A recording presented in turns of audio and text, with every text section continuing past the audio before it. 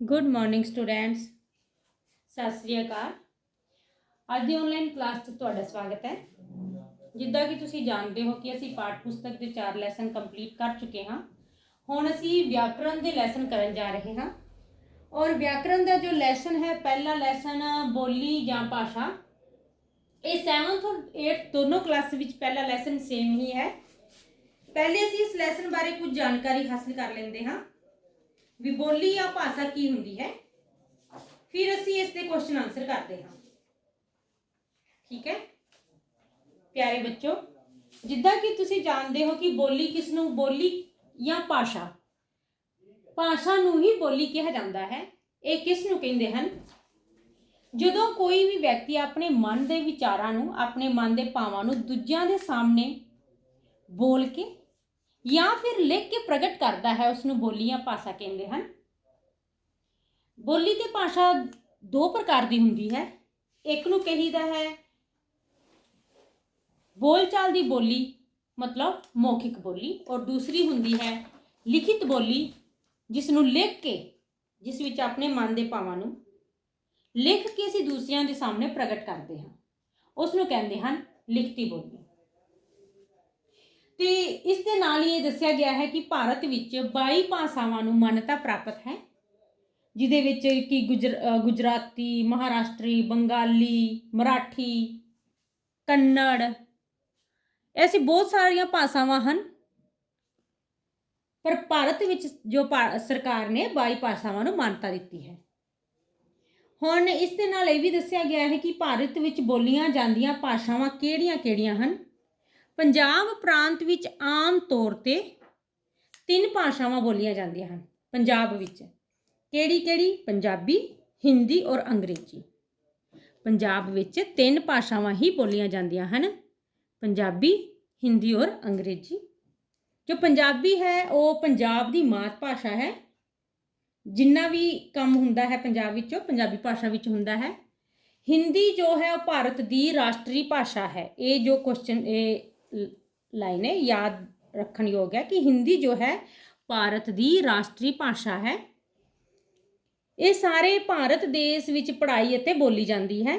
ਇਹ ਭਾਸ਼ਾ ਸਾਡੀ ਅਨੇਕਤਾ ਵਿੱਚ ਏਕਤਾ ਦਾ ਸਬੂਤ ਹੈ। ਇਹ ਭਾਸ਼ਾ ਭਾਰਤ ਨੂੰ ਇੱਕ ਸਾਂਝੀ ਭਾਸ਼ਾ ਵਿੱਚ ਪਰੋ ਕੇ ਰੱਖਦੀ ਹੈ। ਅੰਗਰੇਜ਼ੀ ਭਾਸ਼ਾ ਜੋ ਹੈ ਇੱਕ ਵਿਦੇਸ਼ੀ ਭਾਸ਼ਾ ਹੈ। ਇਹ ਭਾਸ਼ਾ ਦੂਸਰੇ ਦੇਸ਼ਾਂ ਨਾਲ ਸੰਬੰਧ ਕਾਇਮ ਕਰਨ ਲਈ ਹੁੰਦੀ ਹੈ, ਇਸ ਲਈ ਇਸ ਨੂੰ ਅੰਤਰਰਾਸ਼ਟਰੀ ਭਾਸ਼ਾ ਵੀ ਕਿਹਾ ਜਾਂਦਾ ਹੈ। ਅੰਤਰਰਾਸ਼ਟਰੀ ਭਾਸ਼ਾ ਕਿਹੜੀ ਹੈ? ਅੰਗਰੇਜ਼ੀ। ਹਿੰਦੀ ਜੋ ਹੈ ਸਾਡੀ ਰਾਸ਼ਟਰੀ ਭਾਸ਼ਾ ਹੈ। ਤਾਂ ਇਹ ਲੈਸਨ ਬਸ ਇਹੀ ਸੀ ਕਿ ਭਾਸ਼ਾ ਕਿਸ ਨੂੰ ਕਹਿੰਦੇ ਹਨ। ਭਾਸ਼ਾ ਆਪਣੇ ਮਨ ਦੇ ਵਿਚਾਰਾਂ ਨੂੰ ਦੂਜਿਆਂ ਸਾਹਮਣੇ ਪ੍ਰਗਟ ਕਰਨਾ। ਇਹਦੇ ਕਿੰਨੇ ਪ੍ਰਕਾਰ ਹੁੰਦੇ ਹਨ? 2 ਪ੍ਰਕਾਰ ਹੁੰਦੇ ਹਨ। ਇਸ ਤੋਂ ਬਾਅਦ ਇਹ ਵੀ ਹੈ ਕਿ ਮਾਂ ਬੋਲੀ ਕਿਹੜੀ ਹੁੰਦੀ ਹੈ। ਮਾਂ ਬੋਲੀ ਉਹ ਹੁੰਦੀ ਹੈ ਜੋ ਬੱਚਾ ਆਪਣੀ ਮਾਂ ਦੇ ਕੋਲੋਂ ਸਿੱਖਦਾ ਹੈ। ਜਨਮ ਲੈ ਕੇ ਬੱਚਾ ਜੋ ਆਪਣੀ ਮਾਂ ਦੇ ਕੋਲੋਂ ਬੋਲੀ ਸਿੱਖਦਾ ਹੈ ਉਸ ਨੂੰ ਮਾਂ ਬੋਲੀ ਕਿਹਾ ਜਾਂਦਾ ਹੈ। ਤੇ ਹੁਣ ਇਸ ਤੇ ਕੁਝ ਕੁਐਸਚਨ ਹਨ ਕਿ ਬੋਲੀ ਕਿੰਨੇ ਪ੍ਰਕਾਰ ਦੀ ਹੁੰਦੀ ਹੈ। ਬੋਲੀ 2 ਪ੍ਰਕਾਰ ਦੀ ਹੁੰਦੀ ਹੈ। ਇੱਕ ਹੁੰਦੀ ਹੈ ਲਿਖਤੀ ਔਰ ਦੂਸਰੀ ਹੁੰਦੀ ਹੈ ਮੌਖਿਕ। ਰਾਸ਼ਟਰੀ ਭਾਸ਼ਾ ਕਿਹੜੀ ਹੈ? ਰਾਸ਼ਟਰੀ ਭਾਸ਼ਾ ਹਿੰਦੀ ਹੈ ਔਰ ਅੰਤਰਰਾਸ਼ਟਰੀ ਭਾਸ਼ਾ ਅੰਗਰੇਜ਼ੀ ਹੈ। ਭਾਰਤ ਵਿੱਚ ਕਿੰਨੀਆਂ ਭਾਸ਼ਾਵਾਂ ਨੂੰ ਮਾਨਤਾ ਪ੍ਰਾਪਤ ਹੈ? 22 ਭਾਸ਼ਾਵਾਂ ਨੂੰ ਮਾਨਤਾ ਪ੍ਰਾਪਤ ਹੈ। ਬੋਲਚਾਲ ਦੀ ਬੋਲੀ ਜੋ ਹੈ ਉਹ ਅਸ਼ੁੱਧ ਬੋਲੀ ਹੁੰਦੀ ਹੈ, ਕਿਉਂਕਿ ਬੋਲਚਾਲ ਦੀ ਬੋਲੀ ਦੇ ਵਿੱਚ ਇਹ ਨਹੀਂ ਦੇਖਿਆ ਜਾਂਦਾ ਕਿ ਬੋਲਣੇ ਵਾਲਾ ਜੋ ਬੋਲ ਰਿਹਾ ਹੈ ਉਸ ਦੇ ਉੱਪਰ ਮਾਤਰਾ ਲੱਗੀ ਹੈ ਕਿ ਨਹੀਂ ਲੱਗੀ, ਇਹਦਾ ਕੀ ਬੋਲ ਰਿਹਾ ਹੈ, ਇਹ ਸਭ ਨਹੀਂ ਦੇਖਿਆ ਜਾਂਦਾ। ਉਹ ਭਾਸ਼ਾ ਜੋ ਹੈ ਅਸ਼ੁੱਧ ਹੁੰਦੀ ਹੈ। ਅੰਗਰੇਜ਼ੀ ਇੱਕ ਵਿਦੇਸ਼ੀ ਭਾਸ਼ਾ ਹੈ, ਬਿਲਕੁਲ ਉਹੀ ਜੋ ਅਸੀਂ ਹੁਣ ਕਰ ਚੁੱਕੇ ਹਾਂ। ਠੀਕ ਹੈ, ਇਹ ਲੈਸਨ ਸੀ। ਬਸ ਇਸ ਦੇ ਕੁਐਸਚਨ ਆਨਸਰ ਅਸੀਂ ਕਰਦੇ ਹਾਂ।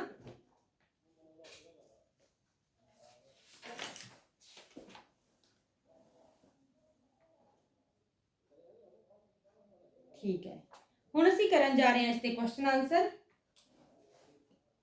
ਹਾਂਜੀ, ਪਹਿਲਾ ਕੁਐਸਚਨ ਹੈ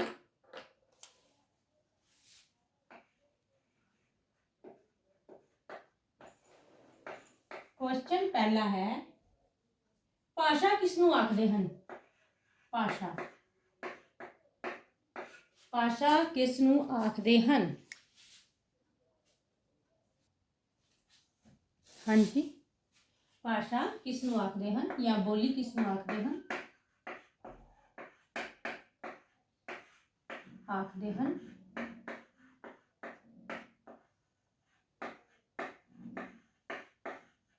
हाँ जी। आंसर इसका हो जाएगा कि मनुख द्वारा अपने मन दे भावां नूं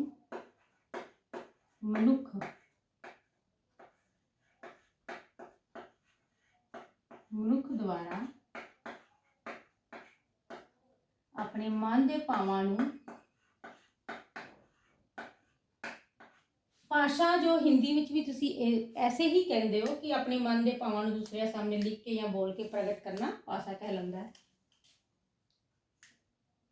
मन दे भावां नूं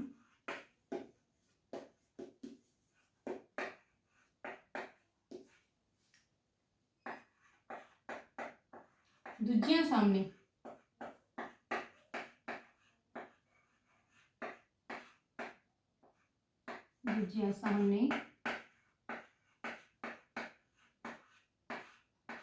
बोल के या लिख कर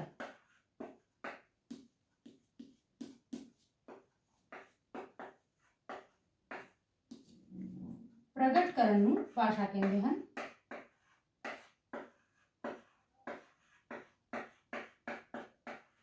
भाषा कहंदे हन, ठीक है।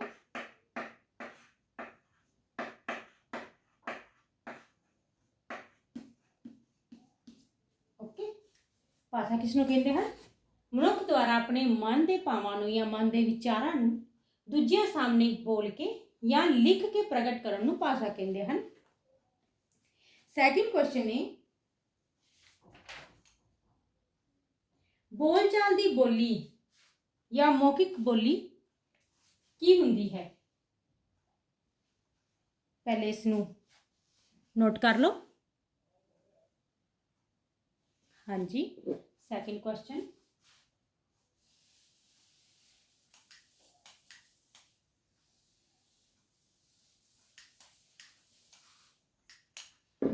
बोलचाल दी बोली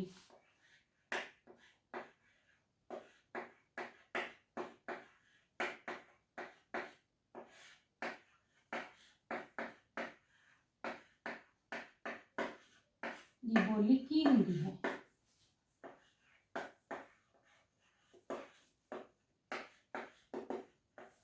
ठीक है, आंसर की हो जाएगा इसका? अपने मन के भावां नूं बोल के प्रगट करना, अपने मन के भावां नूं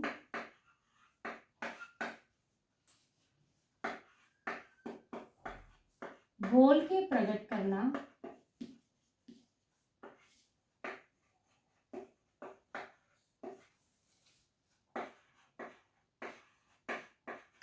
बोलचाल दी बोली कहलाता है।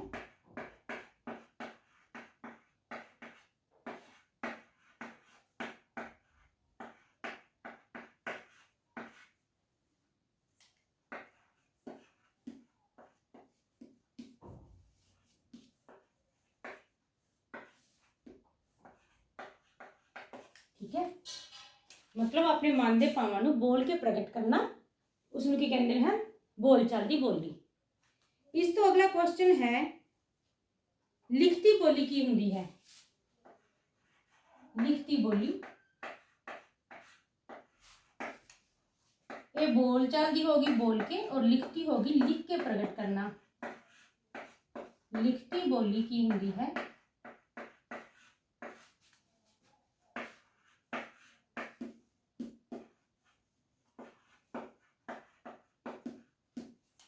ठीक है, आंसर मन के भावां नूं लिख के प्रगट करना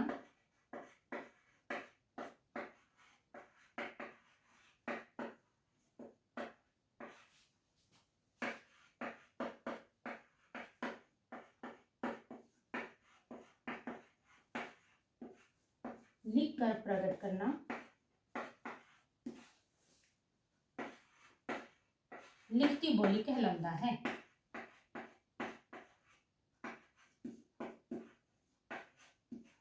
लिखती बोली कहलाता है।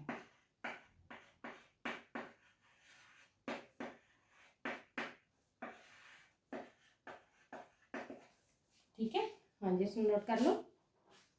मन के विचारां नूं या मन के भावां नूं लिख के प्रगट करना लिखती बोली कहलाता है।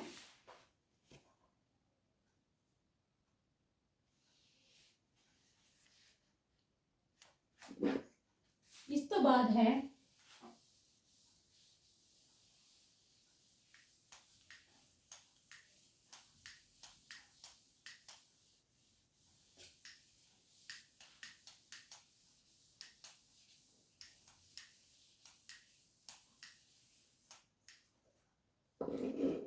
मां बोली किसनूं कहंदे हन।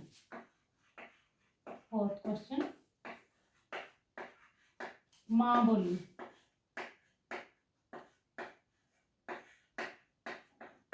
मां बोली किसनूं कहंदे हन।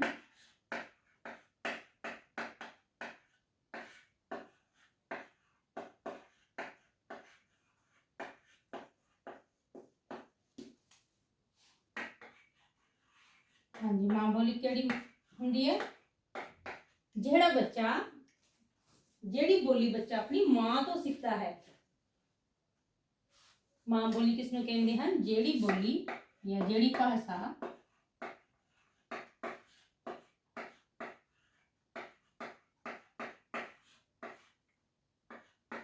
बच्चा अपनी मां तो सीखता है।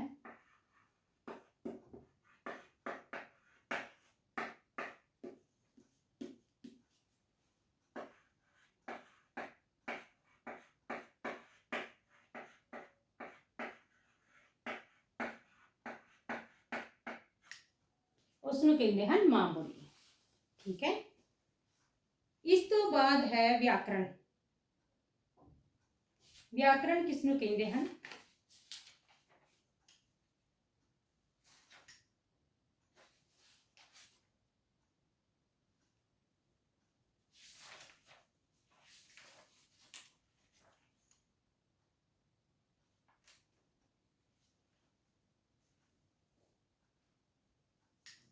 जो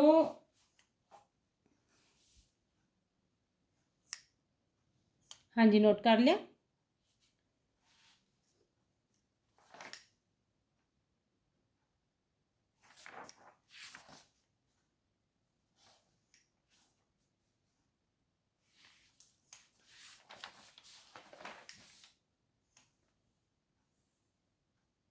ये तुसी कर ही चुके हो कि लिखती बोली जो है की हुंदी है। हिंदी भाषा साडी राष्ट्रीय भाषा है, अंग्रेजी एक विदेशी भाषा है। भारत विच जो है 22 भाषावां नूं मान्यता प्राप्त है।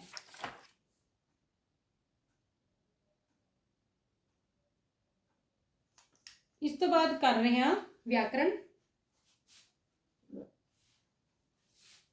व्याकरण किसनूं कहंदे हन। फिफ्थ क्वेश्चन,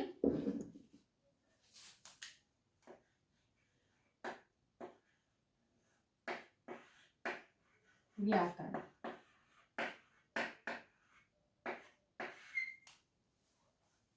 किसनूं कहंदे हन।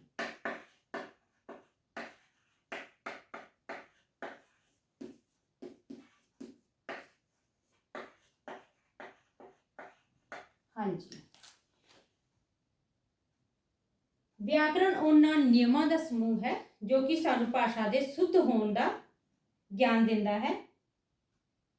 भाषा नूं शुद्ध रूप विच लिखण लई जेड़े नियम बनाए हन उन्हां नियमां दे समूह नूं व्याकरण कहंदे हन। तो आंसर हो जाएगा भाषा नूं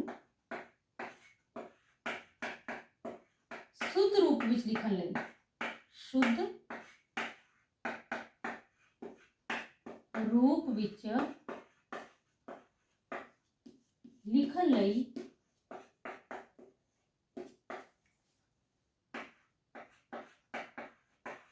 बनाए गए नियम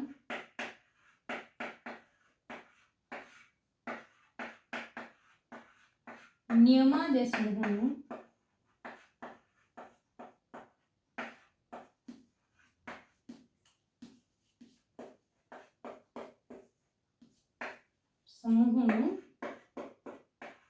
ਵਿਆਕਰਣ ਕਹਿੰਦੇ ਹਨ।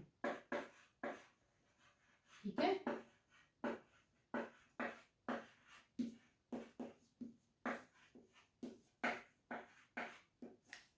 ਇਹ ਤੁਸੀਂ ਅੱਛੇ ਸੇ ਯਾਦ ਕਰਨਾ ਹੈ।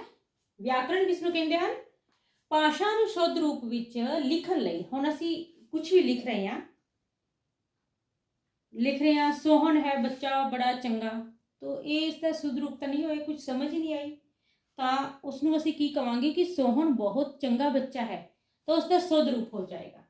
तो भाषा नूं शुद्ध रूप विच लिखण लई जो नियम बनाए गए हैं उसनूं उन्हां नियमां दे समूह नूं व्याकरण कहा जाता है। ठीक है, वो हुंदा है व्याकरण। हुण व्याकरण दे किन्ने भाग हैं? क्वेश्चन है, व्याकरण दे किन्ने भाग हैं? क्वेश्चन 6,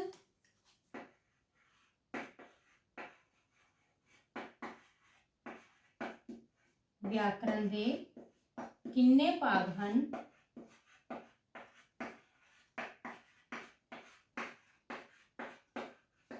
व्याकरण दे 3 भाग हैं। आंसर की होएगा?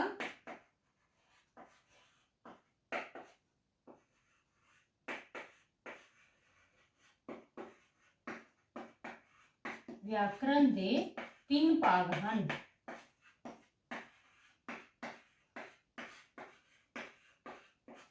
ठीक है, और केड़े केड़े हैं? पहला की हुंदा है अखर बोध, उहदे विच अखरां बारे ज्ञान हुंदा है। सैकेंड हुंदा है शब्द, और तीसरा हुंदा है वाक। इस दे नाल ही तुहाडा लैसन खत्म हुंदा है। ठीक है, अज असीं कीता भाषा किसनूं कहंदे हन?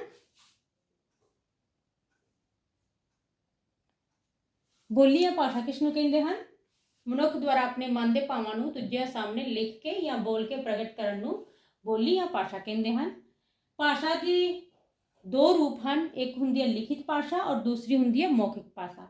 लिखित भाषा अपने मन के भावां नूं लिख के दूजिਆਂ सामने प्रगट करना, और मौखिक भाषा हुंदी है अपने मन के विचारां नूं बोल के दूजिਆਂ सामने प्रगट करना।